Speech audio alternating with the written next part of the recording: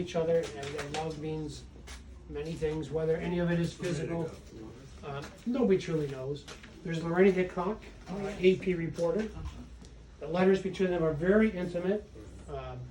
Whether any of that is physical, I don't know. Again, I truly believe they love each other very much, an emotional relationship at the very least. But this is a male. And then there's the three men. Oh. And so, the three men are this. I usually begin with David Granich. David comes into her life in 1945, becomes her doctor. Eleanor loves David and is in love with David. He's 20 years younger than her. David loves Eleanor, but is not in love with Eleanor. Cares deeply. And he'll marry a woman 20 years younger than him, 40 years younger than Eleanor. That's Edna. And then we'll write a wonderful book called Kindred Souls. It's a beautiful book about the last 15 years of Eleanor's life. She'll write in that book that I do believe that I was competing with a woman 40 years my senior for the love of David. And in many regards, I truly believe she was.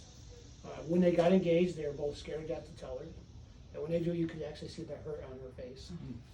And she's a trooper, throws them a party, and they actually buy a house together on East 74th Street, Manhattan. There's Joe Lash, also 15 years younger. Clearly he loves her, she loves him. How deep that love is, I don't know. But he writes 5 wonderful books. You can certainly see the love and admiration that Joe writes. And when Joe enrolls in the military in 1941 as a meteorologist, Franklin apparently is afraid of him and sends him as far away as he can in the South Pacific. And Eleanor would tour the South Pacific in 1943 and will find Joe. And he'll marry Trudy and again, be here all the time. And then there's Earl Miller. If you've seen the videos of the lake where he's carrying her there, interestingly, he's 15 years younger than Eleanor. So you see a theme here. They're all younger men. Good for her. Clearly she loves him. I think he loves her as well. There's some indication that she may have thought about running away with him after Franklin dies, of course.